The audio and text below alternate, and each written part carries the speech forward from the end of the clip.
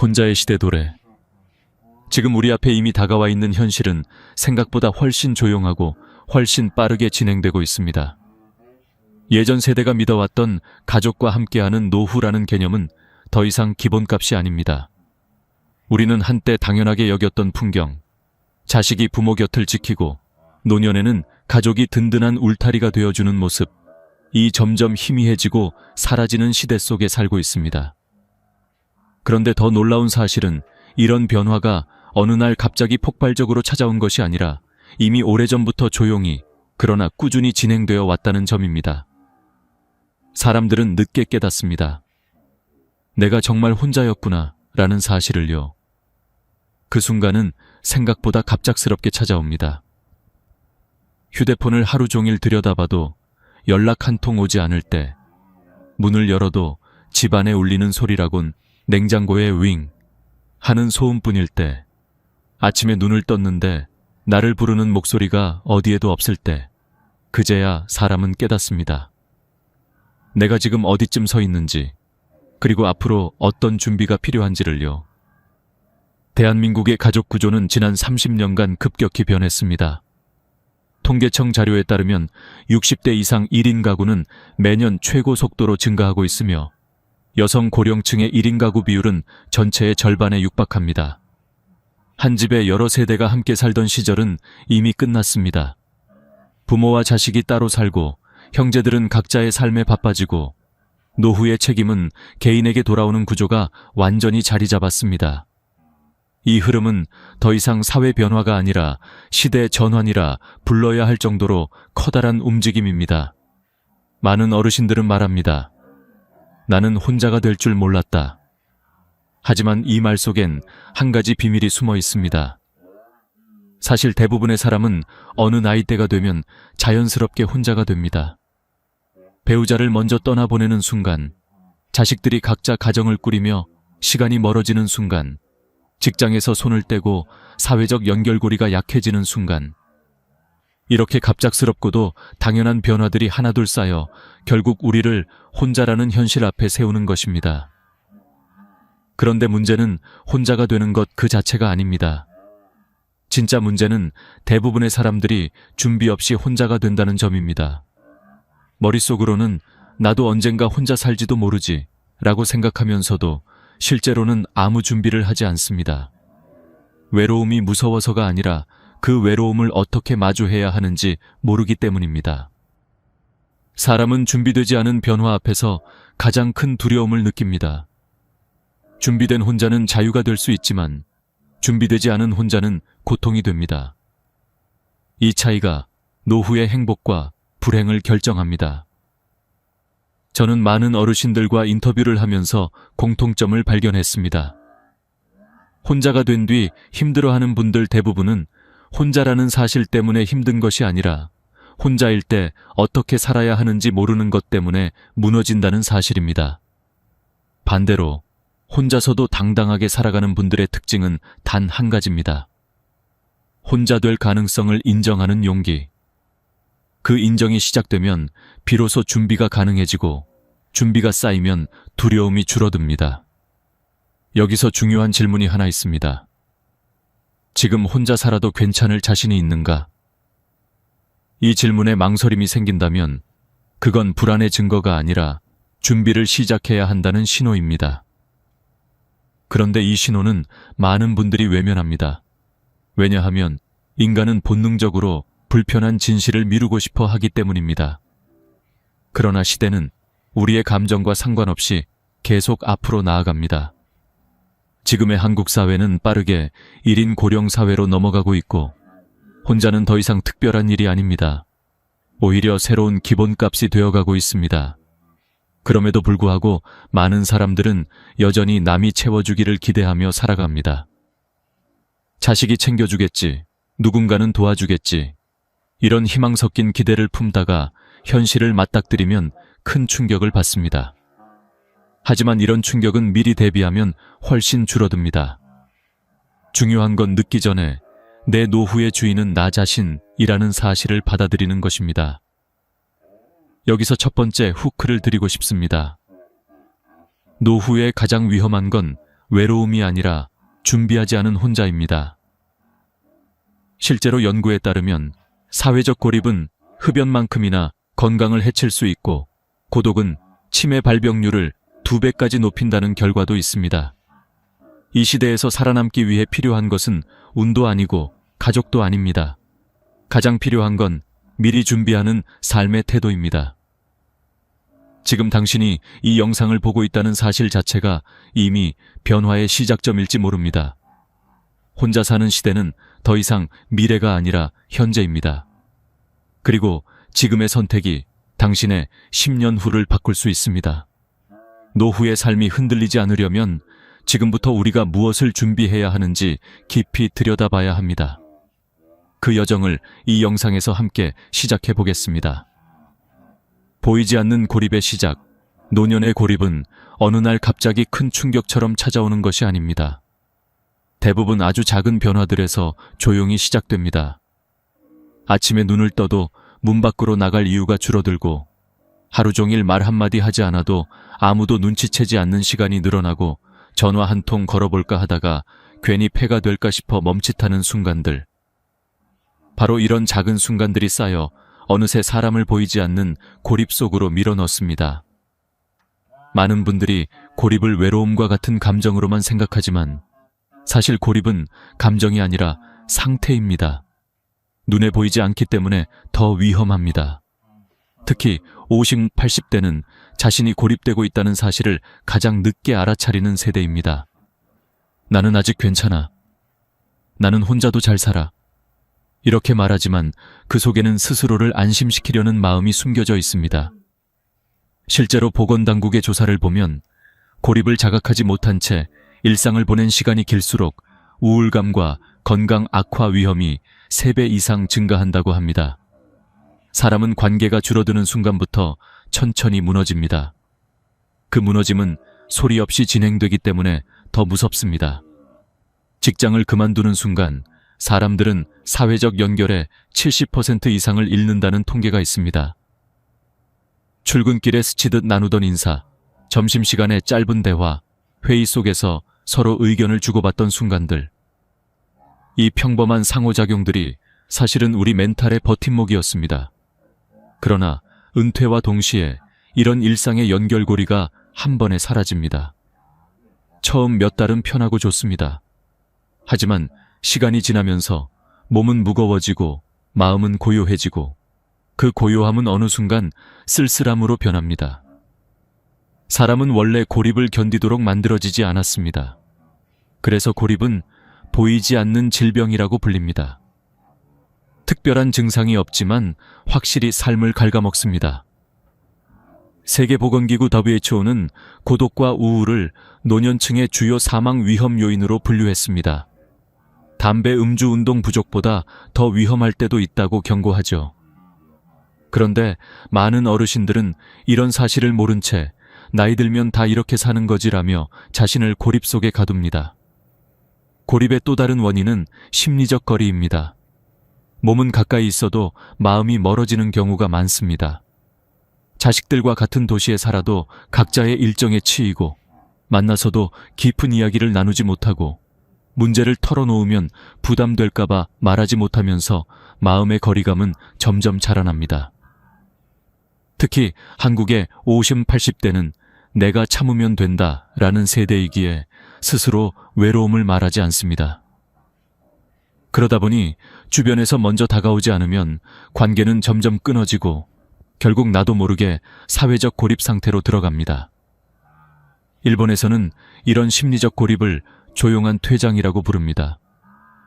한국도 같은 길을 걷고 있습니다. 누가 나를 강제로 고립시키는 것이 아니라 내가 스스로 뒷걸음질 치며 관계에서 멀어지는 것이죠.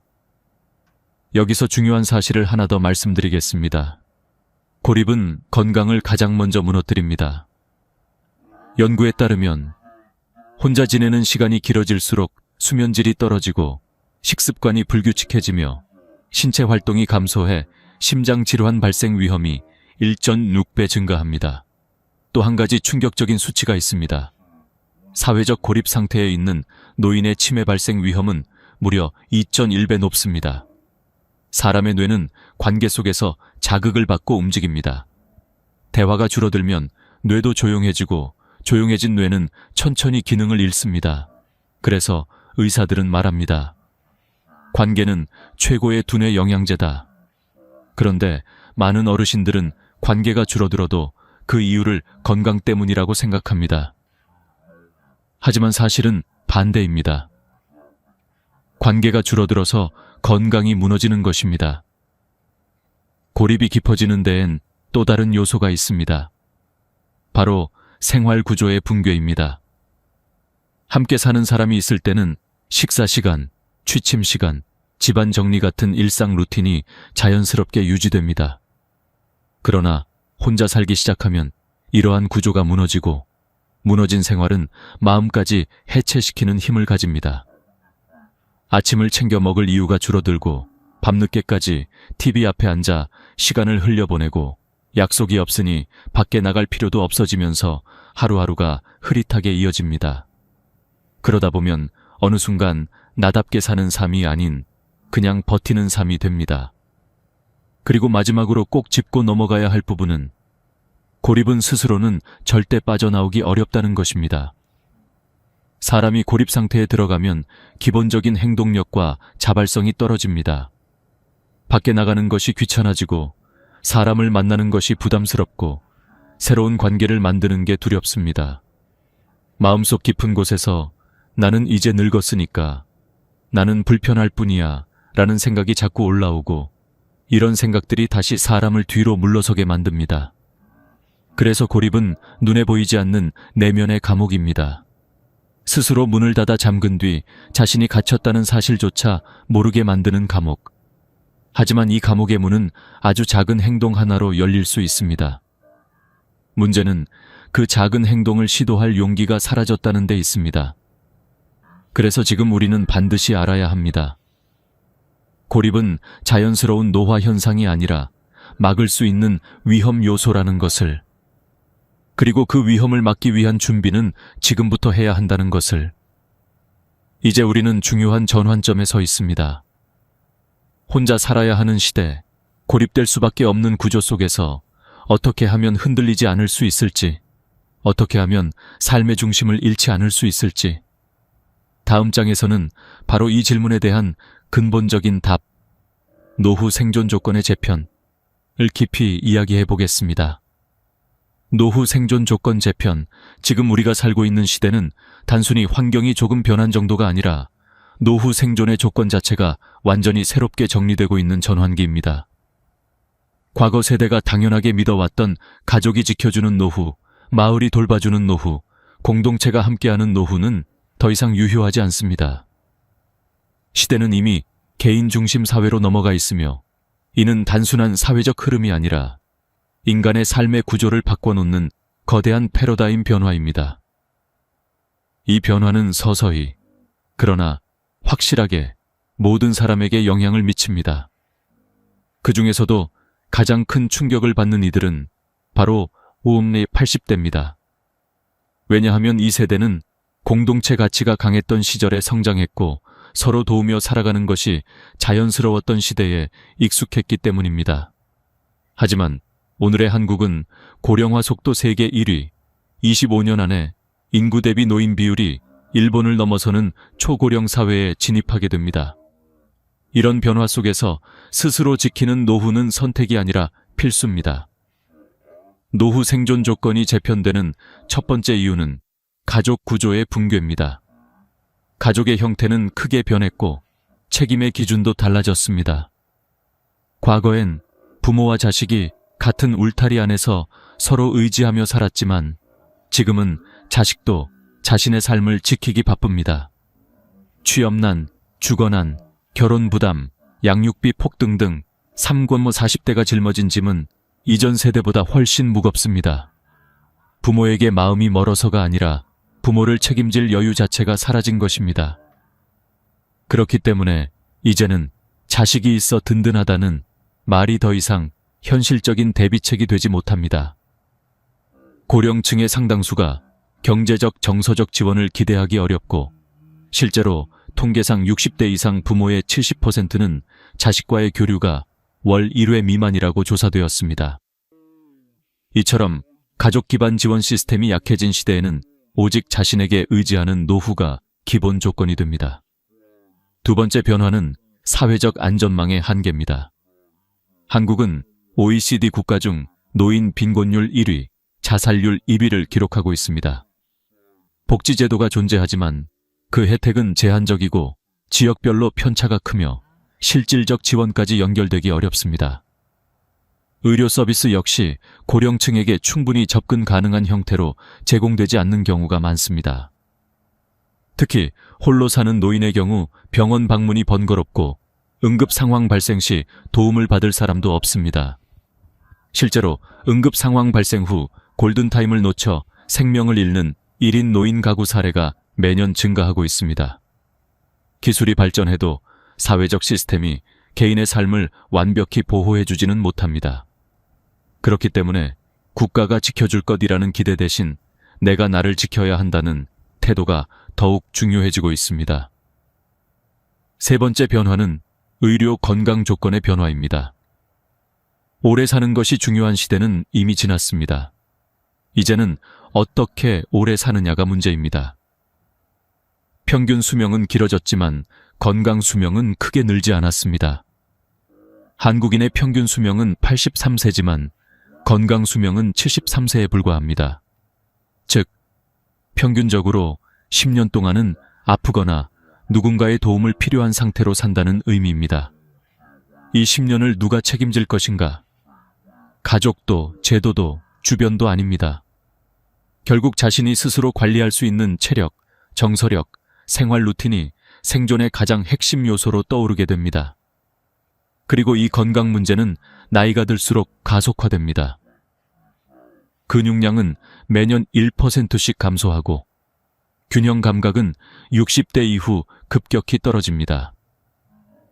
치매 발병률은 65세 이상, 인구의 약 10%, 80세 이상은 40% 이상이라고 알려져 있습니다. 이런 수치를 듣고 불안해지는 것이 당연합니다. 하지만 중요한 건 두려움이 아니라 준비의 방향입니다. 네 번째 변화는 경제적 리스크의 증가입니다. 1인 노후는 2배의 비용을 필요로 합니다. 식비, 관리비, 보조기구 비용, 치료비 등 모든 것이 혼자에게 집중됩니다. 게다가 연금만으로 생활하기 어려운 구조에서 예상치 못한 의료비나 돌발 상황은 노후 경제를 쉽게 붕괴시킵니다. 실제로 한국 고령층의 절반 이상은 월소득 100만 원 이하로 생활하고 있고 65세 이상 노인의 45%가 여전히 생계를 위해 일을 하고 있습니다. 이는 준비 없는 노후가 얼마나 무겁게 사람을 짓누르는지를 보여주는 현실적 지표입니다. 경제적 여유가 없다는 이유로 건강을 방치하면 더 큰 병이 생기고 결국 더 많은 돈이 드는 악순환이 반복됩니다. 다섯 번째 변화는 정서적 기반의 약화입니다. 정서적 회복력은 나이가 들수록 약해지는데 이는 몸의 기능 저하뿐 아니라 인간관계 축소, 역할 상실, 자존감 저하 등 복합적인 요인 때문에 발생합니다. 곁에 누군가 있어 정서적 균형을 잡아줄 때는 버틸 수 있지만 혼자 살아야 하는 시대에는 이 정서적 회복력이 생존의 필수 요소가 됩니다.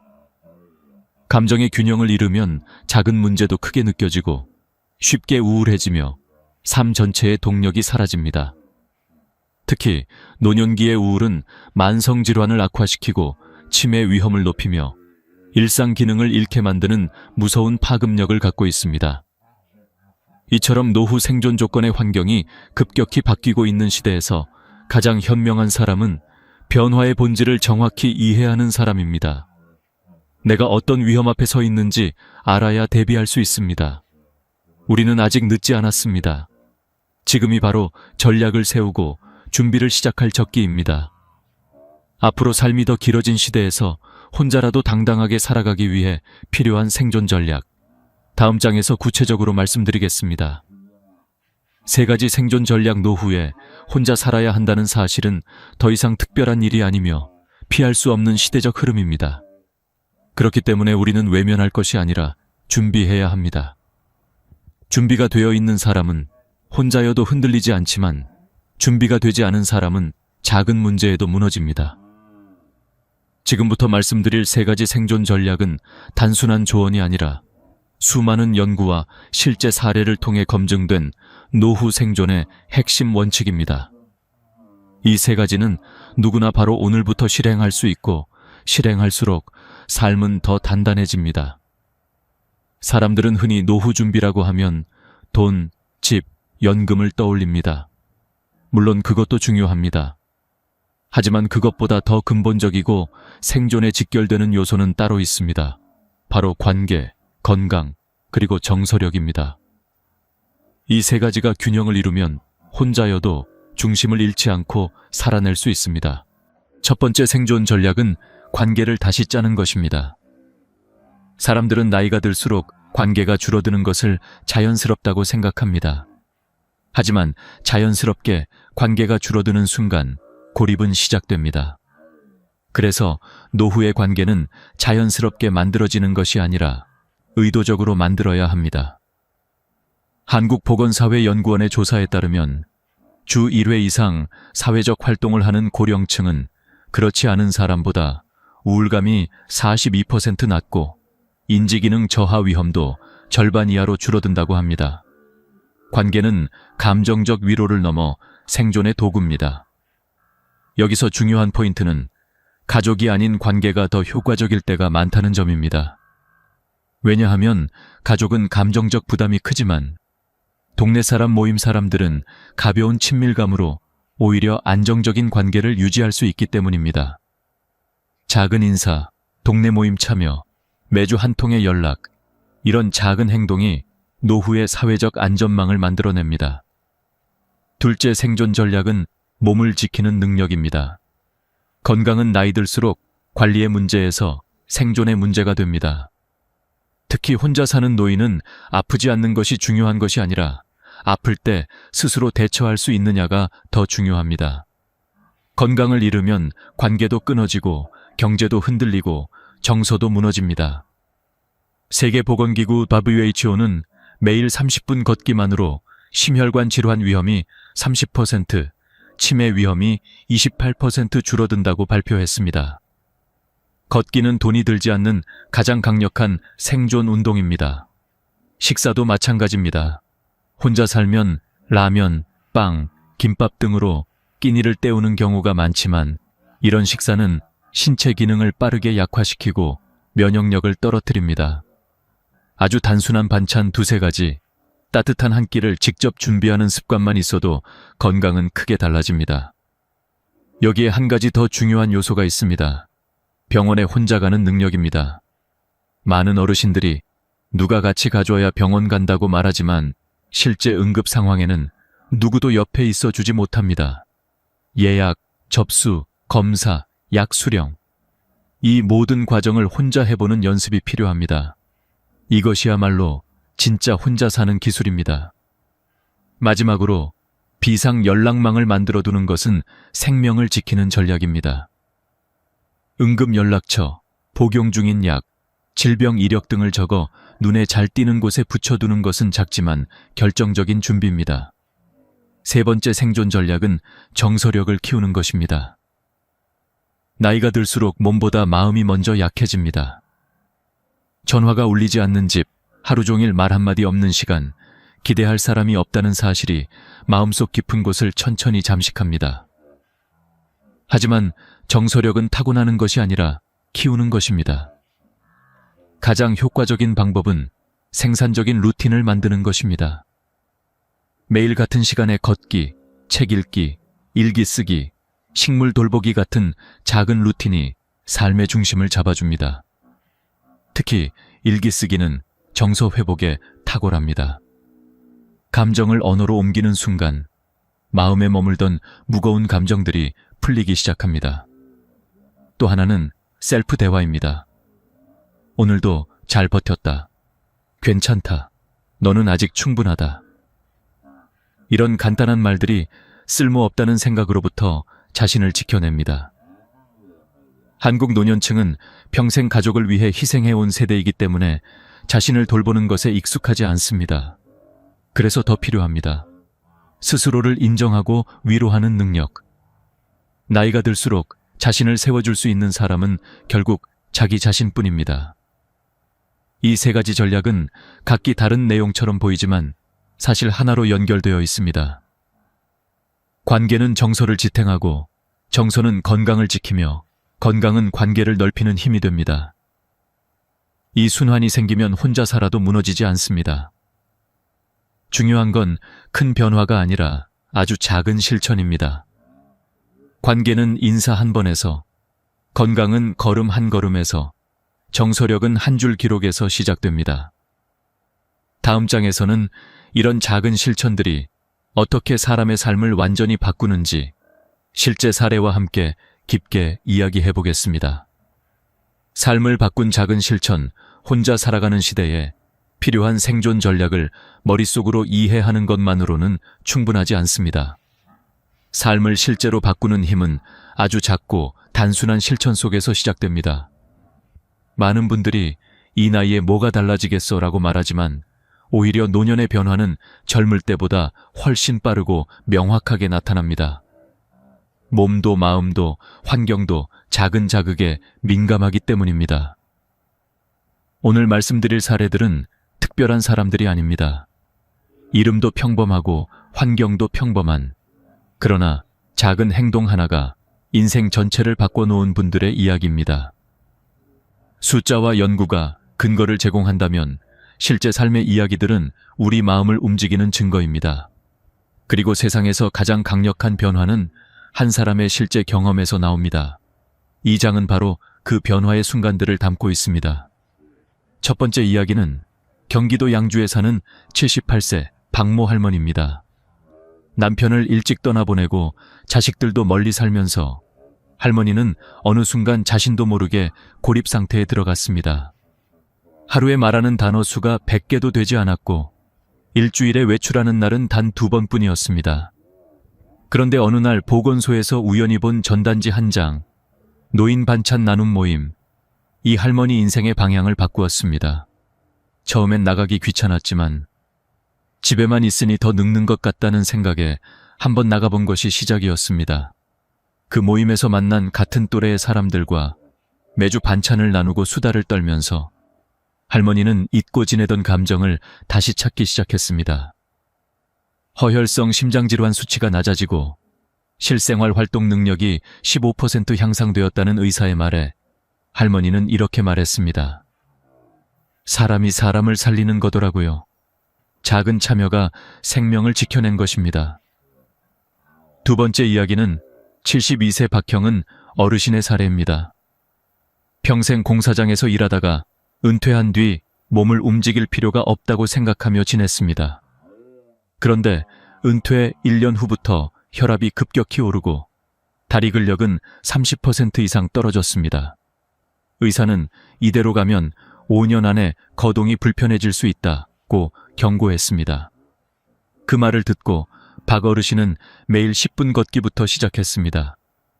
처음엔 숨이 차고 무릎도 아팠지만 걷기 일기를 쓰면서 자신을 관리하는 습관이 생겼습니다.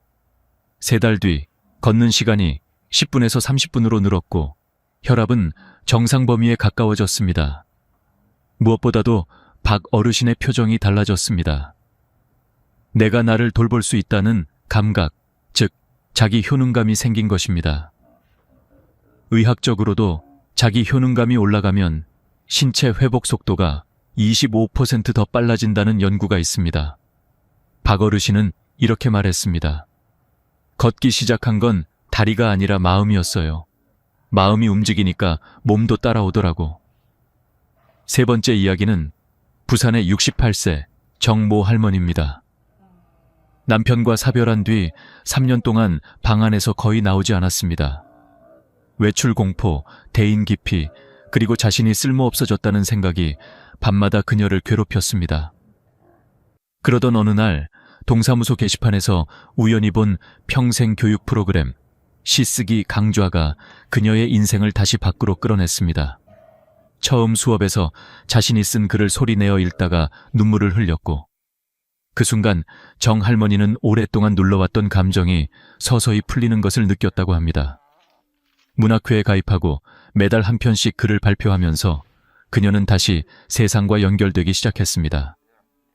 재미있는 사실은 정서적 표현을 꾸준히 하는 노인은 우울감이 30% 낮아지고 치매 발병 위험이 20% 줄어든다는 연구 결과가 있다는 점입니다. 글을 쓰는 행위가 뇌를 자극하고 감정을 정리해주기 때문입니다. 정 할머니는 지금도 말합니다. 내가 다시 살아있다는 걸 글이 느끼게 해줬어요. 이 세 사람은 모두 처한 환경이 달랐습니다. 그러나 그들을 하나로 연결하는 점은 단 하나, 작은 실천 하나가 인생을 완전히 바꿨다는 것입니다. 박 할머니는 모임에 한 번 나간 것이, 박 어르신은 하루 10분 걷기가, 정 할머니는 시 한 편 읽고 쓰는 것이 시작이었습니다. 사람들은 너무 큰 계획을 세우다가 지칩니다. 하지만 노후의 변화는 언제나 작은 행동에서 시작됩니다. 아주 작은 행동은 부담이 없기 때문에 지속할 수 있고, 지속되면 반드시 삶을 변화시킵니다. 이것은 심리학에서도 증명된 원리입니다. 작은 성공 경험이 쌓이면 도파민이 분비되고, 도파민은 다시 행동력을 끌어올립니다. 행동력이 생기면 삶이 움직이고, 삶이 움직이면 고립이 깨집니다. 그리고 또 하나 중요한 포인트가 있습니다. 이들이 변화할 수 있었던 이유는 혼자서만 하지 않았기 때문입니다. 박 할머니는 모임 친구들이 있었고, 박 어르신은 걷기 일기를 나누는 동네 사람들이 있었으며, 정 할머니는 글을 공유하는 문학회가 있었습니다. 인간은 관계 속에서 회복되는 존재입니다. 작은 행동, 따뜻한 연결. 이 두 가지가 만나면 어떤 노년도 다시 살아납니다. 지금 혼자 지내고 있다고 해서, 지금 늦었다는 생각이 든다고 해서 걱정할 필요는 없습니다. 단 1번의 참여, 단 10분의 걷기, 단 한 줄의 기록이면 충분합니다. 그 작은 변화가 삶의 균형을 다시 잡아주고 새로운 길을 열어줍니다. 이 세 사례는 증명합니다. 노후는 끝이 아니라 다시 나로 돌아오는 시간이라는 것을. 이제 마지막 장에서는 혼자여도 흔들리지 않는 삶을 어떻게 완성할 수 있는지, 그리고 우리가 꼭 기억해야 할 한 가지 마지막 배움을 함께 이야기해 보겠습니다. 혼자여도 단단한 삶 인생의 후반부에 들어서면 누구나 한 번쯤은 스스로에게 이런 질문을 던지게 됩니다. 앞으로의 시간, 나는 어떻게 살아야 할까? 이 질문은 나이를 불문하고 우리 모두를 멈춰 서게 만들지만, 특히 혼자 살아가야 하는 노년에게는 더욱 깊고 무거운 의미를 가집니다. 많은 어르신들이 말합니다. 혼자 살면 외롭고 불안하고 모든 게 두렵다. 하지만 그 감정 속에는 또 하나의 진실이 숨어 있습니다. 우리는 단 한 번도 혼자 사는 삶을 배우지 않았다는 사실입니다. 어린 시절에는 부모에게, 청년기에는 사회에, 중년에는 가족에게 기대고 살아왔습니다. 기대는 자연스러운 일이었지만 이제 시대는 우리에게 새로운 질문을 던집니다. 이제 스스로에게 기대며 살아갈 준비가 되었는가? 바로 이것이 혼자여도 단단한 삶을 위해 반드시 마주해야 하는 마지막 관문입니다. 혼자 산다는 것은 고립을 의미하지 않습니다. 오히려 자기 삶의 중심을 다시 찾는 과정이 될 수 있습니다. 노후의 시간은 길어졌고 한국은 세계에서 가장 빠르게 고령화하고 있습니다. 이런 시대에 가장 지혜로운 사람은 자신만의 구조를 가진 사람입니다. 여기서 말하는 구조란 거창한 것이 아닙니다.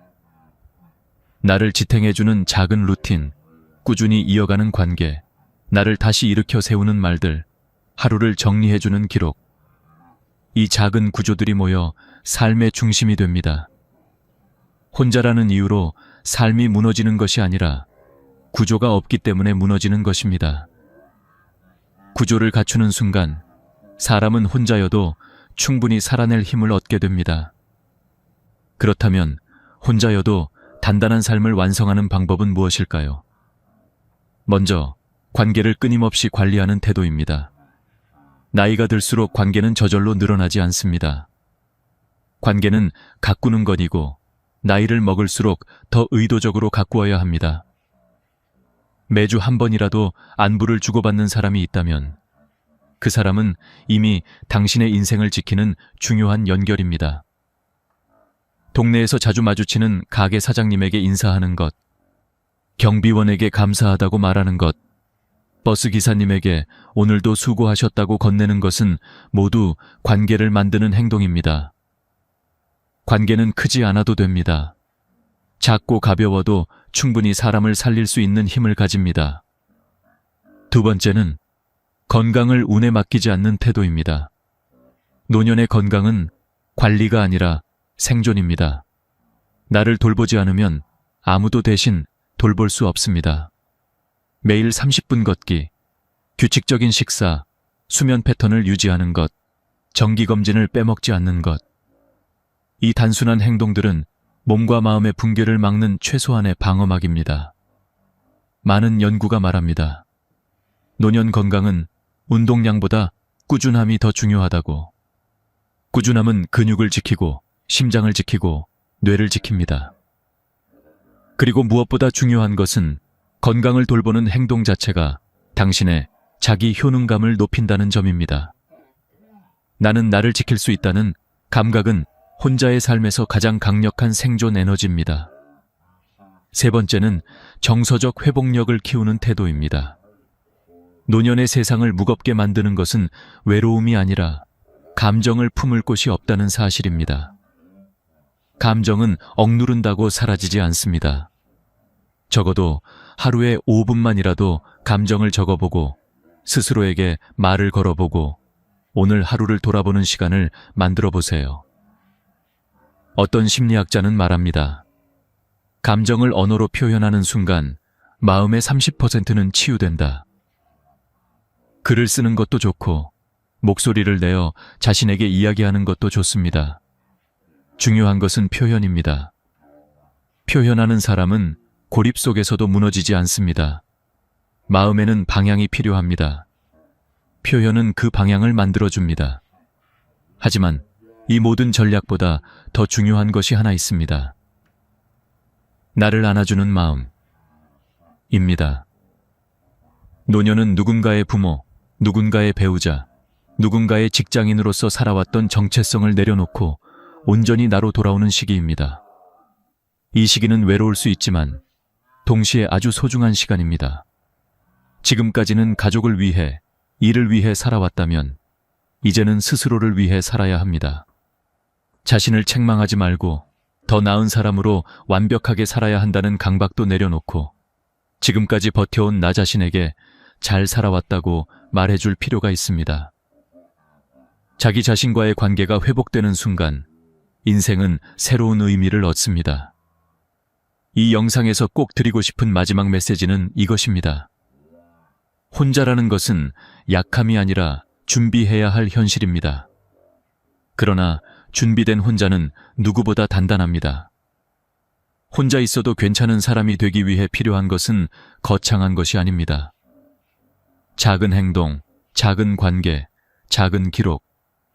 단 1%의 변화가 쌓이면 삶 전체가 바뀝니다. 당신은 아직 늦지 않았습니다. 지금부터 단 한 가지라도 해보세요.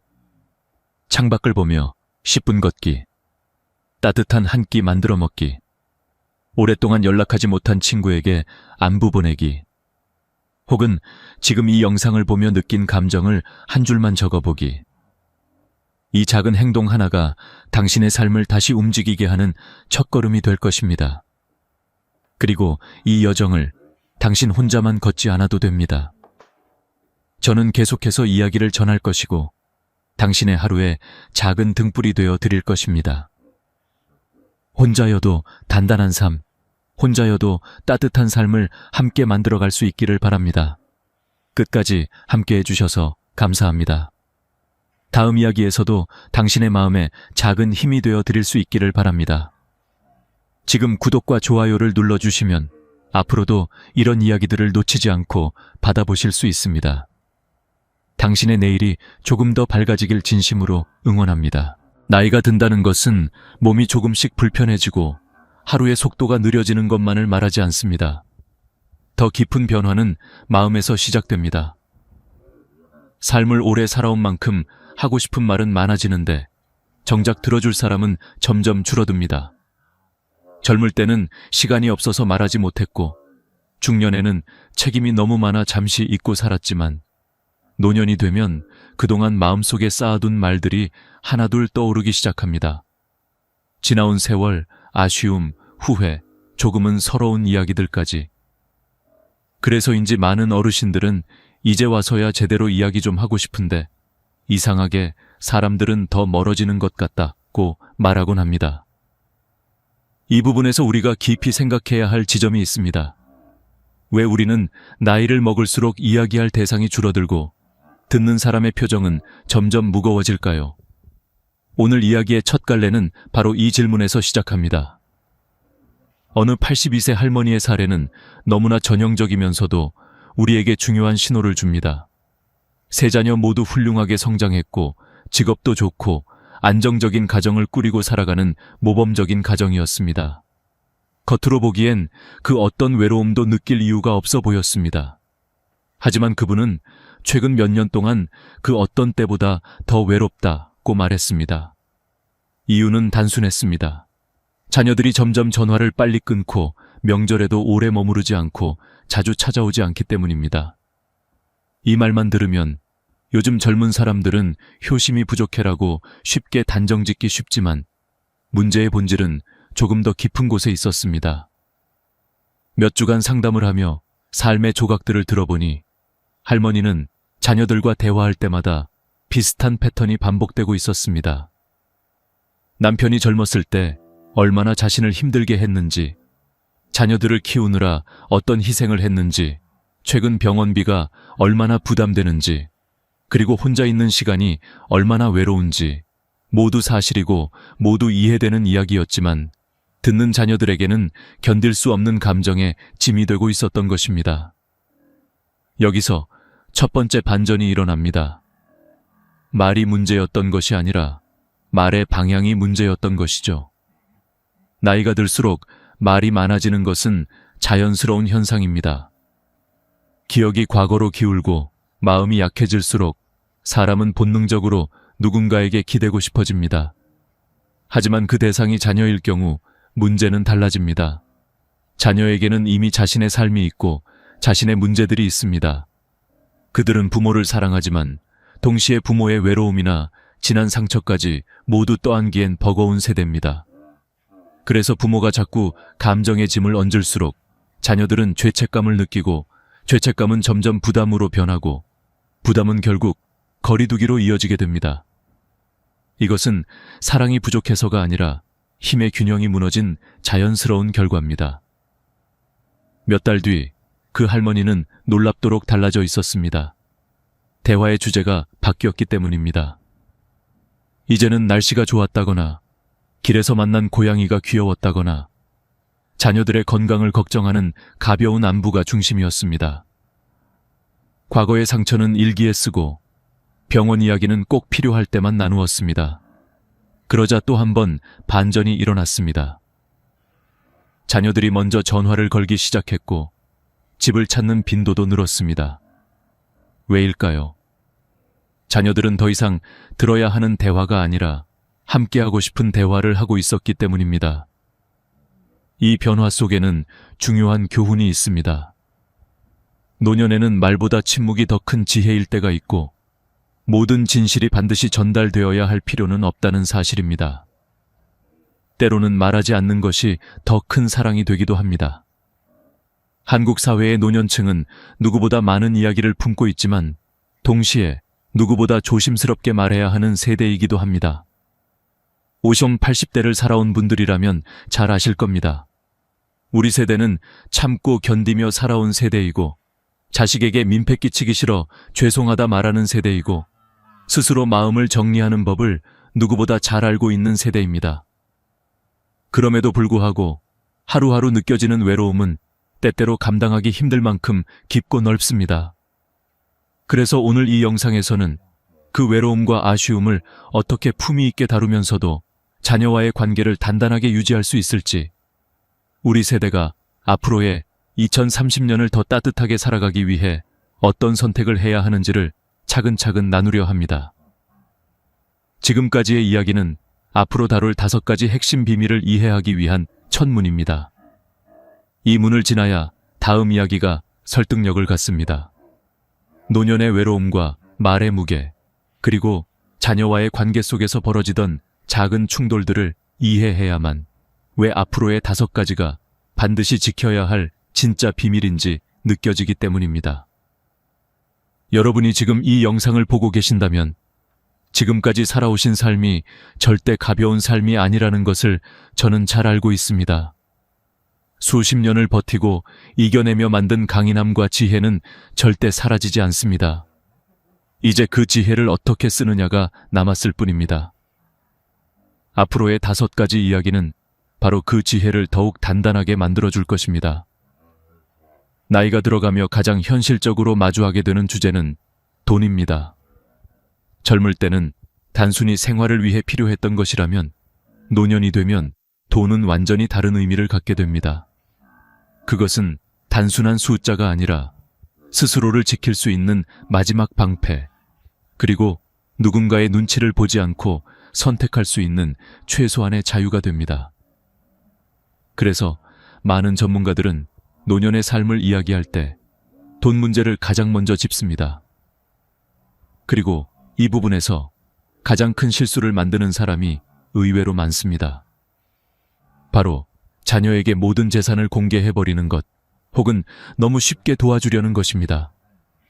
오늘 이 부분에서는 왜 이것이 위험한지, 그리고 어떻게 해야 현명하게 자신을 지킬 수 있는지를 한국 사회의 현실과 함께 깊이 있게 살펴보려고 합니다. 먼저 한국 노년층의 통계를 보면 전체 65세 이상 인구의 약 46%가 경제적 어려움을 겪고 있습니다. OECD 국가 중 노인 빈곤율 1위라는 불명예가 벌써 10년 넘게 지속되고 있죠. 이 말은 곧 부모 세대가 자녀에게 경제적으로 의존하게 되는 순간 관계의 무게중심이 크게 흔들릴 수 있다는 것을 의미합니다. 실제로 노부모의 10명 중 7명은 자녀에게 경제적 부담을 주기 싫다고 대답했음에도 많은 분들이 은퇴 후 첫 위기에서 자녀의 도움을 요청합니다. 또 반대로 자녀의 어려움을 돕기 위해 자신의 노후 자금을 지나치게 꺼내 쓰는 경우도 많습니다. 이러한 상황 속에서 우리가 꼭 기억해야 할 진실이 있습니다. 돈은 사랑의 증거가 아니라 마지막까지 지켜야 할 자존감의 기반이라는 사실입니다. 78세 김영수 할아버지의 사례는 너무나 현실적입니다. 평생 성실하게 일한 끝에 약 10억 원 정도의 재산을 만들었습니다. 서울의 오래된 아파트 한 채, 은행에 쌓아둔 예금. 자녀 둘은 모두 독립했고 부부는 조용하고 평온한 노년을 보내는 듯 보였습니다. 문제는 어느 날 큰아들이 찾아오면서 시작됩니다. 사업 기회가 왔다며 2억 원만 빌려달라고 했고 1년 안에 꼭 갚겠다는 약속도 했습니다. 부모 입장에서 어떻게 거절할 수 있을까요? 결국 할아버지는 큰아들에게 돈을 건넸습니다. 몇 달 뒤 이번엔 작은 딸이 아이들 학원비와 대출 때문에 힘들다며 1억 원을 부탁했습니다. 역시나 거절하지 못하고 도와줬습니다. 문제는 여기서부터 본격적으로 드러납니다. 1년이 지나도 큰아들은 돈을 돌려주지 못했고 2년이 지나자 아예 빚이라는 감각이 흐려졌습니다. 처음엔 감사해 하던 태도도 점점 변했습니다. 아버지도 아직 집도 있고 예금도 있으시잖아요. 어느 순간 큰아들의 말 속에는 아버지는 여유 있다는 단정과 당연히 도와줄 수 있는 사람이라는 묘한 기대가 섞여 있었습니다. 작은 딸 역시 도움받은 순간부터 자꾸 부모에게 기대기 시작했습니다. 그리고 어느 날 김영수 할아버지는 뼈저리게 후회했습니다. 내가 가진 돈을 자식들에게 다 말한 게 잘못이었다. 도와주고 싶어서 한 선택이었지만 결국 자식들이 나를 은행처럼 생각하게 만들었다. 여기서 중요한 반전이 하나 있습니다. 많은 부모들은 자녀를 믿기 때문에 재산을 공개합니다. 하지만 더 정확하게 말하면 자녀를 믿는 것이 문제가 아니라 자녀를 시험에 들게 만드는 것이 문제입니다. 돈 앞에서는 누구라도 흔들릴 수 있습니다.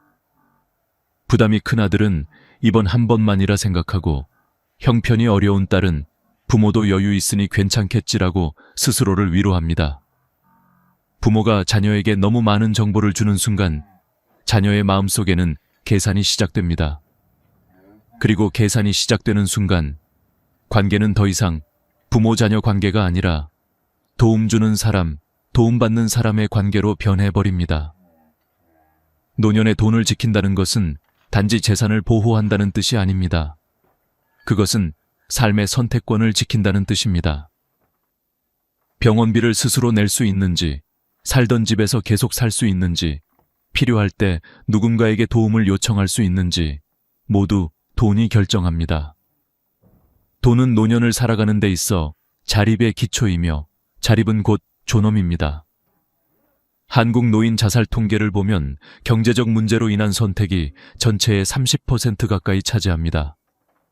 이는 우리가 왜 경제적 독립을 마지막까지 붙잡아야 하는지 강력하게 보여주는 숫자입니다. 그렇다면 어떻게 해야 할까요? 답은 명확합니다. 첫째, 통장의 잔액을 구체적으로 말하지 마세요. 생활하는 데 문제 없을 만큼 있어 정도면 충분합니다. 숫자를 말하는 순간 그 숫자는 자녀의 머릿속에서 계산의 대상이 됩니다. 둘째, 재산 분배 계획을 미리 알려주지 마세요. 이 집은 누구에게 줄 거다. 예금은 반반 나누겠다. 이런 말을 하는 순간 자녀들 사이에 보이지 않는 긴장과 경쟁이 생깁니다. 셋째, 반드시 비상금을 확보하세요. 자녀가 모르는 작은 통장 하나는 의심이 아니라 자기 자신을 지키는 최소한의 안전장치입니다. 넷째, 큰 돈은 절대 빌려주지 마세요. 도와주고 싶다면 주는 것으로 하되 다시는 기대하지 않을 정도의 금액만 주세요. 줬으면 잊어야 하고 잊을 수 있는 만큼만 줘야 합니다. 다섯째, 건강이 허락하는 한 경제적 독립성을 유지하세요. 누군가에게 기대는 순간 관계는 진심이 아니라 임무로 변합니다. 돈은 사랑의 척도가 아니라 노년의 품위를 지키는 기둥입니다. 자녀에게 의존할 필요도 없지만 자녀에게 시험을 주는 일도 만들지 않아야 합니다. 이것이 바로 돈과 존엄 사이의 거리를 현명하게 유지하는 방법입니다. 부부로 살아온 세월은 누구도 대신 설명할 수 없는 깊이와 무게를 가지고 있습니다. 남들은 모르는 싸움이 있고, 남들이 이해하지 못하는 화해가 있고, 말하지 않아도 알 수 있는 침묵의 시간이 수십 년 쌓여 만들어낸 관계입니다. 하지만 나이가 들수록 사람들은 이 부부의 역사를 자녀에게 털어놓고 싶다는 충동을 느끼기 시작합니다. 젊을 때는 바빠서 하소연할 틈이 없었고, 중년에는 책임 때문에 감정을 억누르며 살았지만, 노년이 되면 마음속에 묻어두었던 이야기들이 하나둘 떠오르기 때문입니다. 문제는 그 이야기들이 자녀에게는 때때로 너무 무겁고 너무 불편한 진실들이라는 사실입니다. 이 지점에서 우리가 반드시 짚고 넘어가야 할 중요한 질문이 있습니다. 평생 함께 살아온 부부의 역사, 과연 누구의 것인가? 한국 사회에서는 부모 세대가 자녀에게 마음속 이야기를 털어놓는 것이 자연스러운 일처럼 여겨지기도 합니다. 특히 배우자에 대한 서운함이나 억울함을 딸이나 아들에게 전하는 경우는 흔합니다. 너희 아버지가 젊었을 때 얼마나 고생을 안 했는지 아냐? 내 엄마가 얼마나 잔소리가 심했는지 모를 거다. 이런 말들이 무심하게 흘러나오곤 하죠. 처음에는 자녀가 부모의 편을 들어줄 것이라는 기대가 있습니다. 실제로 많은 자녀들은 처음엔 부모를 위로하고 공감합니다. 하지만 시간이 지나면 자녀는 점점 복잡한 감정 속에 놓이게 됩니다. 누구를 미워해야 할지, 누구의 편을 들어야 할지, 자기도 모르는 사이에 마음이 갈라지는 경험을 하게 됩니다. 75세 이정숙 할머니의 이야기 역시 같은 맥락입니다. 남편과 50년 넘게 함께 살며 수많은 어려움을 겪었습니다. 남편이 젊을 때 술을 좋아했고, 한 번은 사업 실패로 가족이 힘겨운 시절을 보냈습니다. 당연히 할머니는 그 시절을 떠올릴 때마다 마음이 아팠습니다. 그런데 그 아픔을 누구에게든 말하고 싶었던 겁니다. 딸이 성인이 되고 나서 할머니는 남편에 대한 서운함을 자주 꺼냈습니다. 내 아버지 때문에 내가 얼마나 고생했는지, 내가 평생 참아서 집을 지켰다. 이런 말들을 매번 반복했습니다. 딸은 처음에는 어머니가 불쌍해 보였습니다. 정말 그런 일이 있었나 싶었고 어머니를 위로해드려야겠다고 생각했죠. 하지만 시간이 지나자 딸의 시선이 변하기 시작했습니다. 아버지를 볼 때마다 어머니가 했던 말들이 떠올랐고 아버지의 행동 하나하나가 더 예민하게 느껴졌습니다. 심지어 딸은 스스로 왜 어머니는 그때 이혼하지 않았을까? 왜 지금도 함께 사는 걸까? 라는 질문을 하면서 혼란스러워졌습니다. 결국 딸은 부모님 집을 찾는 횟수를 줄이기 시작했습니다. 명절에 가도 분위기가 묘하게 불편했고 부모님을 바라보는 마음이 더 이상 편안하지 않았기 때문이죠. 할머니는 나중에서야 뒤늦게 깨달았습니다. 남편은 불완전한 존재였지만 자신을 평생 곁에서 지켜준 사람이라는 사실을, 그리고 자식에게 남편의 단점을 말한 순간 그 단점은 평생 딸의 기억 속에서 지워지지 않는 상처가 되어버렸다는 사실을. 여기서 중요한 반전이 하나 있습니다. 부모가 자신의 상처를 드러내는 이유는 동정을 얻기 위해서가 아니라 누군가에게 이해받고 싶어서입니다. 하지만 자녀는 결코 부모 부부의 역사를 온전히 이해할 수 없습니다. 50년의 세월을 함께 살아온 두 사람만이 알고 있는 고통과 용서의 과정이 있고 미움과 사랑이 동시에 존재하는 깊은 결이 있습니다. 그 결을 자녀가 내려다보는 순간 자녀는 부모를 판단하게 되고 판단은 거리감을 만들며 거리감은 결국 관계를 상하게 만듭니다. 그 누구의 잘못이 아니라 역할 자체가 맞지 않기 때문에 생기는 자연스러운 현상입니다. 그래서 부부의 역사는 두 사람만의 역사로 남겨야 합니다. 배우자에 대한 깊은 상처는 자녀가 아닌 같은 세대의 친구나 상담사 혹은 종교 활동을 통해 풀어내는 것이 훨씬 더 건강합니다. 일기장에 적어도 좋습니다. 자녀는 부모의 심리치료사가 아닙니다. 자녀에게 말하는 순간 자녀는 치유할 힘도 없으면서 책임감만 떠안게 됩니다. 반대로 자녀에게는 부모의 좋은 모습만 기억하도록 해주는 것이 가장 큰 선물입니다. 아버지가 어머니를 위해 했던 작은 배려들, 어머니가 아버지를 묵묵히 지켜준 순간들, 두 사람이 서로 함께 나이를 먹어가는 모습, 이런 기억은 자녀에게 평생 따뜻한 배경이 됩니다. 그리고 혹여나 배우자 중 한 분이 먼저 세상을 떠났다면 더욱더 조심해야 합니다.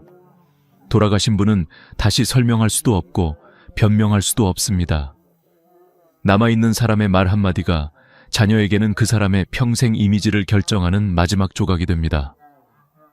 그래서 돌아가신 배우자를 이야기할 때는 그 사람의 좋은 점만 남겨두는 것이 그 사람을 위한 마지막 배려이자 자녀 마음속의 평화를 위한 길입니다. 부부는 살아오며 수없이 싸우고 용서하고 다시 손을 잡습니다. 그 모든 과정은 두 사람만이 이해하는 것입니다. 자녀는 그 결과물로 태어난 존재이지 그 과정의 심판자가 아닙니다. 부부의 역사를 자녀 손에 넘기는 순간 관계는 흐려지고 사랑의 모양은 달라집니다. 오늘 이 부분에서 기억해야 할 핵심은 단 하나입니다. 부부의 세월은 두 사람의 것이고 자녀에게는 그저 따뜻한 가정의 기억만 남겨주면 된다는 사실입니다. 나이가 들면 누구나 뒤를 돌아보게 됩니다. 스스로 원하지 않아도 기억이 과거로 흘러가고 그 흐름 속에서 후회가 하나둘 떠오릅니다. 그때 조금만 더 따뜻하게 대해줄 걸. 그날 화내지 않을 걸. 아이들 어릴 때 더 시간을 내줄 걸. 이런 생각들은 노년의 마음에서 자연스럽게 피어오르는 그림자와도 같습니다. 문제는 이 후회가 어느 순간 말이 되어 자녀에게 흘러간다는 것입니다. 부모 입장에서는 솔직함이고 용기라고 느껴질 수 있지만 자녀에게는 그 말들이 때로 자신도 모르게 커다란 짐이 되어버립니다. 오늘 이 부분에서는 왜 부모의 후회가 자녀에게 부담이 되는지 그리고 그 후회를 어떻게 품위 있게 다루어야 하는지를 깊이 있게 이야기하려고 합니다. 69세 최명호 아버지의 사례는 이러한 감정의 복잡함을 여실히 보여줍니다. 젊은 시절 그는 사업을 키우기 위해 일주일에 6번, 때로는 7번까지 일했습니다. 성공에 대한 열망은 컸고 가족을 지키는 가장으로서 자부심도 있었습니다. 그러나 그 과정에서 아이들과 함께 보낼 시간이 턱없이 부족했습니다. 아들이 학교에서 상을 받아도 참석하지 못했고 딸의 생일은 몇 번이나 잊었습니다. 그 시절에는 모두가 어쩔 수 없는 일이라며 넘겼지만 나이가 든 지금 그는 그때의 선택들이 마음속에 큰 후회로 남아 있었습니다. 은퇴 후 시간이 생기자 그는 자녀들에게 자주 말했습니다. 그때는 미안했다. 그때 더 많이 챙겨줬어야 했는데 너희들 생각하면 마음이 아프다. 처음에 자녀들은 이런 말이 반가웠습니다. 아버지가 드디어 솔직해졌다고 느꼈고 진심 어린 사과라고 받아들였습니다. 그러나 몇 달이 지나자 분위기는 달라졌습니다. 같은 말이 반복될수록 자녀는 점점 무거워졌고 감정의 균형이 무너졌습니다. 아들은 속으로 이렇게 생각했습니다. 지금 미안하다고 한다고 그 시절이 돌아오는 것도 아닌데 그때 상처받았던 감정이 다시 떠오르기만 하네. 딸은 더 직설적이었습니다. 아버지, 만약 그때로 돌아가면 다르게 행동하셨을까요? 하지만 아버지는 대답하지 못했습니다. 진심으로 후회하고 있지만 그때 다시 돌아간다 해도 아마 같은 선택을 했을 것입니다. 생계를 책임져야 했고 가족을 위해 돈을 벌어야 했기 때문입니다. 그렇기에 그의 사과는 결국 자녀에게 용서해야 하나, 괜찮다고 말해야 하나, 그럼 내가 느꼈던 외로움은 어디에 두어야 하지? 라는 복잡한 감정만 남겼습니다. 여기서 중요한 반전이 있습니다. 부모가 후회를 털어놓는 이유는 자녀에게 짐을 주려고가 아니라 오히려 마음을 가볍게 하려고입니다. 하지만 자녀의 입장에서는 그 후회가 해결할 수 없는 문제이기 때문에 그 어떤 말도 자녀를 더 힘들게 만들 뿐입니다. 자녀는 과거를 바꿀 수 없습니다. 부모의 선택을 되돌릴 수도 없습니다. 그저 괜찮아요 라고 말해주는 것 외에 할 수 있는 것이 없습니다. 그러나 그 한마디조차 때로는 자녀에게 너무 무겁습니다. 이 부분에서 우리가 기억해야 할 핵심은 단순합니다. 후회는 자녀에게 위로가 되지 않는다. 자녀가 진짜 듣고 싶은 말은 미안하다가 아니라 고맙다, 내 덕분이다, 너희가 자라줘서 다행이다 같은 말들입니다. 다시 말해 후회가 아닌 감사와 인정입니다. 그렇다면 어떻게 해야 할까요? 첫째, 구체적인 후회는 혼자 정리해야 합니다. 일기에 쓰거나 친구들과 나누거나 상담사의 도움을 받아 마음을 비우는 것이 좋습니다. 자녀는 부모의 고해성사를 감당할 준비가 되어 있지 않습니다. 둘째, 후회를 표현하고 싶다면 방향을 바꾸어야 합니다. 그때 더 많이 사랑해 줄 걸 이라는 말 대신 그런 환경에서도 이렇게 잘 자라줘서 고맙다. 그때 너무 화냈어. 미안하다. 라는 말 대신 그때도 네가 내 편이 되어줘서 정말 든든했다. 이렇게 감사를 중심으로 말할 때 자녀는 부담이 아닌 따뜻함을 느끼게 됩니다. 셋째, 자녀의 성취를 인정하세요. 부모의 부족함을 말하는 대신 자녀가 해온 노력과 성장을 칭찬하는 것이 훨씬 큰 위로가 됩니다. 넷째, 지나간 과거보다 앞으로의 시간을 함께 만들겠다는 메시지를 전달하세요. 앞으로는 더 자주 보자. 손주들과 좋은 추억 만들고 싶다. 시간이 허락하면 같이 여행 가자. 이런 말들은 자녀에게 부담을 주지 않으면서도 관계를 따뜻하게 만듭니다. 후회는 누구에게나 있습니다. 그러나 후회를 이야기하는 방식에 따라 관계는 가까워질 수도 있고 멀어질 수도 있습니다. 부모의 후회가 자녀에게 짐이 되지 않도록 그 후회를 감사로 바꾸는 지혜가 필요합니다.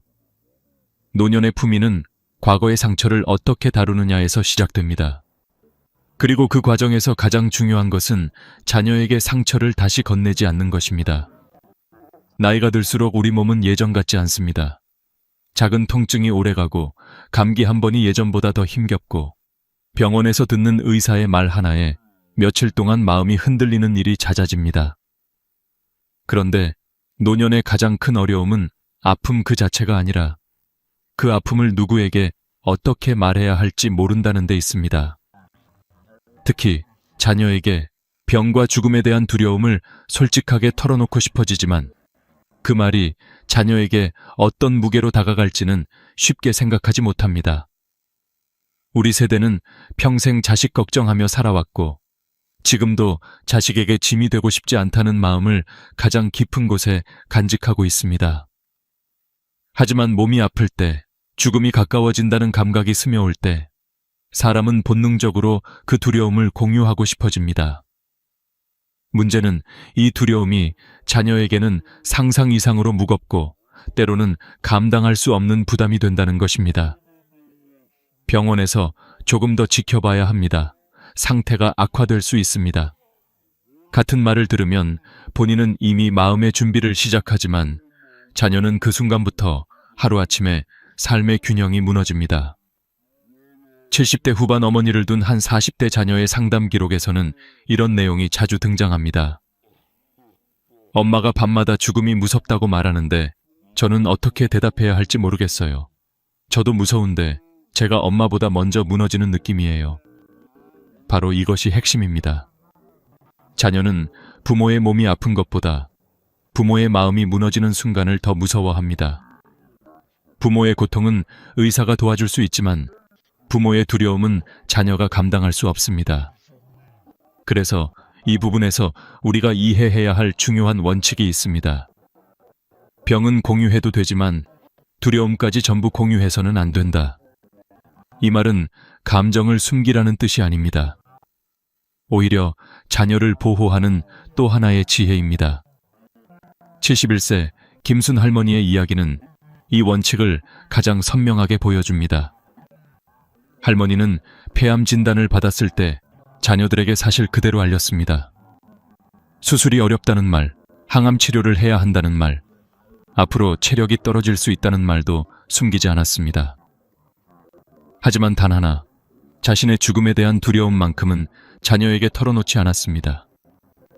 밤에 혼자 있을 때는 눈물도 흘리고 고통이 올 때는 이겨낼 자신이 없다고 느끼며 심장이 조여오는 순간도 많았지만 자녀 앞에서는 담담한 표정을 잃지 않으려고 애썼습니다. 조금 힘들지만 견딜만하다. 의사 선생님이 잘 보고 계시니까 너무 걱정하지 마라. 나보다 너희가 더 힘들지 않게 해라. 이런 말만 건넸습니다. 처음에는 자녀들도 믿지 못했습니다. 어떻게 암 치료를 받으면서 저렇게 평온할 수 있을까 싶었습니다. 하지만 시간이 지나며 자녀들의 마음은 오히려 더 단단해졌습니다. 어머니가 무너지지 않으니 자녀들도 무너지지 않고 병과 마주할 힘이 생겼던 것입니다. 의학 연구에서도 비슷한 결과가 나옵니다. 부모가 심리적 안정 상태를 유지할수록 자녀의 간병 스트레스는 평균 42% 감소하며 환자 본인의 회복 가능성도 높아진다고 합니다. 정서적 평온은 몸의 면역력에도 영향을 주기 때문입니다. 실제로 김순 할머니는 3년 후 놀랍게도 암이 많이 호전되었습니다. 자녀들은 어머니의 정신적 강인함에 깊은 존경을 느꼈고 할머니는 나중에 조용히 고백했습니다. 사실 나는 밤마다 무서웠다. 죽음이 코앞에 있는 것 같아 울기도 했다. 하지만 너희도 이미 힘든데 그 위에 내 두려움까지 얹어줄 수는 없었다. 이 한마디에 자녀들은 차마 아무 말도 할 수 없었습니다. 이것이 바로 담담함의 진짜 의미입니다. 병든 몸을 숨기라는 것이 아니라 병든 마음을 그대로 전달하지 않는 지혜입니다. 그렇다면 우리는 병과 죽음을 어떻게 다루어야 할까요? 첫째, 큰 병은 반드시 사실대로 알리되 감정 없이 사실만 전달해야 합니다. 위험할 수 있다는데 어떡하냐 라는 패닉이 아닌 이런 진단이 나왔고 치료는 이렇게 진행될 것 같다는 정리된 정보입니다. 부모가 정보의 충격을 먼저 정리해주는 순간 자녀는 훨씬 차분하게 상황을 받아들입니다. 둘째, 일상적인 통증이나 작은 불편함을 매번 자녀에게 보고하듯 말하지 마세요. 자녀는 그 말을 들을 때마다 마음이 불안해집니다. 실제 통계로 보면 부모의 건강 관련 걱정은 자녀 우울증 요인의 1위로 나타납니다. 셋째, 죽음에 대한 두려움은 자녀보다 동년배 친구나 상담사와 나누는 것이 훨씬 건강합니다. 자녀는 부모와 함께 죽음을 이야기할 준비가 되어 있지 않지만 같은 연령대의 친구들은 이미 비슷한 감정을 공유하고 있습니다. 넷째, 자신의 끝에 대한 선택은 미리 정리해두어야 합니다. 연명 치료를 원하는지, 장례는 어떻게 치르길 바라는지, 의식이 없을 때 자녀가 해야 할 결정이 무엇인지, 이 모두를 명확하게 남겨두는 것은 자녀에게 주는 마지막 배려입니다. 병과 죽음은 누구에게나 찾아오는 자연스러운 과정입니다. 하지만 그 과정을 어떤 자세로 마주하느냐에 따라 노년의 품위와 자녀의 마음은 크게 달라집니다.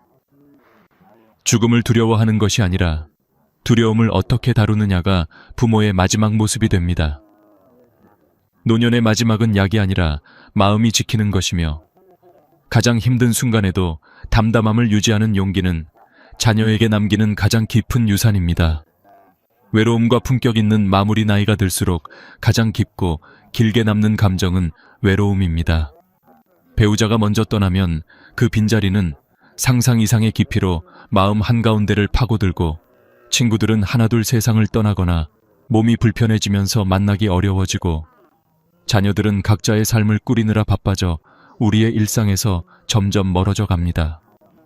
그래서 노년의 외로움은 단순히 사람이 없다는 뜻이 아니라 세상과의 연결이 조금씩 흐려지는 감각에 더 가깝습니다. 현실적인 문제는 이 외로움이 자녀에게 그대로 흘러가기 시작할 때 생깁니다. 부모 입장에서는 단지 목소리가 듣고 싶어서 누군가와 이야기를 하고 싶어서 전화를 걸지만 자녀들은 그 전화 속에 숨어 있는 감정을 온전히 받아낼 수 없을 때가 많습니다. 외로움은 누구에게나 존재하는 자연스러운 감정이지만 그것이 자녀에게 전가되는 순간 부담이 되어버리고 부담은 결국 거리감을 만듭니다. 80세 박철수 할아버지의 이야기처럼 반려자를 떠나보낸 뒤 하루가 너무 길게 느껴지고 집안의 공기가 낯설 만큼 텅 비어 보일 때 우리는 누군가에게 기대고 싶어집니다. 박 할아버지는 하루에 3번, 많을 때는 5번까지 자녀들에게 전화를 걸었습니다. 아침엔 잘 잤냐? 점심엔 밥 먹었냐? 저녁엔 오늘은 언제쯤 오냐? 별다른 이유가 있어서가 아니라 단지 혼자가 되었다는 감각을 견디기 어려웠기 때문입니다. 자녀들도 처음엔 받아줬습니다. 엄마를 잃은 아버지가 얼마나 힘들지 너무 잘 알고 있었고 안심시켜드리고 싶은 마음도 컸습니다. 하지만 시간이 흐르면서 자녀들은 회의 중에도 아이를 돌보는 중에도 퇴근 후 지친 몸으로 잠시 쉬고 싶은 순간에도 계속 울리는 전화에 점점 지쳐갔습니다. 할아버지는 너희는 왜 이렇게 바쁘냐, 왜 이렇게 무심하냐 라고 서운함을 표현했고 자녀들은 죄책감과 부담을 동시에 느끼며 전화를 피하기 시작했습니다. 이때부터 관계는 악순환에 빠졌습니다. 전화를 피하는 자녀, 더 외로워지고 더 많이 전화하게 되는 아버지. 외로움을 채우고 싶어 한 행동이 오히려 자녀를 멀어지게 만든 것입니다.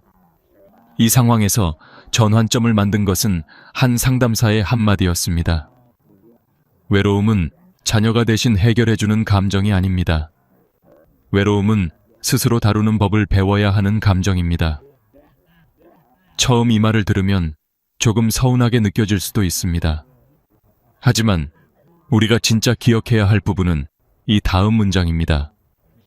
외로움을 자녀에게 기대는 순간 자녀는 부모와 통화하는 시간을 의무로 느끼게 되고 의무가 되면 관계는 약해집니다. 그렇습니다. 자녀가 자주 찾아오지 않는다고 해서 사랑이 없는 것이 아닙니다. 단지 그들의 삶이 바쁘고 감정적으로 여유가 없고 부모의 외로움까지 받아낼 힘이 부족할 뿐입니다. 그래서 노년의 외로움은 누가 채워주는가 보다 어떻게 다루는가가 훨씬 더 중요합니다. 박철수 할아버지는 상담사의 조언을 듣고 조금씩 변화를 시도했습니다. 복지관 프로그램을 찾아가 서예를 배우기 시작했고 같은 또래의 친구들과 점심을 먹기도 했습니다. 일주일에 한 번은 책을 빌려 읽고 날씨 좋은 날에는 공원을 천천히 산책했습니다. 그리고 자녀에게 하는 전화도 일주일에 한두 번으로 줄였습니다. 전화를 할 때도 요즘은 서예 배우는데 재미있더라. 오늘은 바람이 차던데 감기 조심해라 같은 가벼운 대화를 나누었습니다. 그러자 마치 기적처럼 자녀들이 먼저 아버지를 찾기 시작했습니다. 아빠, 이번 주말엔 우리가 갈게요. 아빠 요즘 건강은 어때요? 오히려 연락 빈도가 자연스럽게 늘어난 것입니다. 왜일까요? 이제 아버지와의 통화는 의무가 아니라 편안한 시간이 되었기 때문입니다. 아버지가 혼자서도 잘 삶을 꾸리고 있고 감정의 무게를 전가하지 않으니 자녀들도 마음 편히 다가올 수 있었던 것입니다. 외로움을 다루는 가장 중요한 기술은 바로 자기 자신에게 집중하는 시간을 만드는 것입니다. 전문가들은 노년의 외로움을 극복하기 위한 핵심 전략으로 4가지를 제시합니다. 첫째, 정기적인 생활 리듬을 만드는 것. 아침에 산책, 오후에 취미 활동, 저녁에 가벼운 독서, 규칙적인 일정은 외로움의 강도를 크게 낮춰줍니다. 둘째, 새로운 관계를 맺는 것. 같은 또래 친구들과 만나고 취미 모임에 참여하고 같은 관심사를 가진 사람들과 대화하는 것만으로도 외로움은 크게 줄어듭니다. 셋째, 자녀와의 연락 빈도를 잘 조절하는 것. 자주 연락하면 부담이 되고 적절히 연락하면 그리움이 됩니다. 넷째, 혼자 있는 시간 자체를 즐기는 능력을 기르는 것. 햇살이 드는 자리에 앉아 차 한 잔을 마시는 것, 좋아하는 책을 읽는 것, 음악을 듣는 것. 이런 시간들이 쌓이면 외로움은 고통이 아니라 지혜로 변합니다. 오늘 이야기의 마지막에서 우리는 모든 내용을 한 줄로 정리할 수 있습니다. 품격 있는 노년은 무엇을 얻는지가 아니라 무엇을 내려놓는지에서 시작된다. 돈에 대한 계산을 내려놓고, 배우자에 대한 서운함을 내려놓고, 부모로서의 후회를 내려놓고, 죽음에 대한 두려움을 내려놓고, 외로움을 자녀에게 기대려는 마음을 내려놓는 것. 그 내려놓음 속에서 우리는 진짜 자유를 찾게 되고 자녀들에게도 따뜻한 관계를 남길 수 있게 됩니다. 자녀는 부모가 완벽하길 바라지 않습니다. 단지 부모가 편안하고 품위 있게 나이 들어가는 모습을 보고 싶어 할 뿐입니다. 그것이야말로 다음 세대에게 남기는 가장 깊은 유산입니다. 오늘 영상이 여러분의 남은 인생에 작은 등불이 되었다면 좋겠습니다. 앞으로도 삶을 더 따뜻하게 만드는 이야기, 지혜로운 노년을 준비하는 이야기, 그리고 마음을 단단하게 해주는 이야기들을 계속 전해드리겠습니다. 구독과 좋아요를 눌러주시면 다음 이야기에서도 함께 걸어갈 수 있습니다. 감사합니다.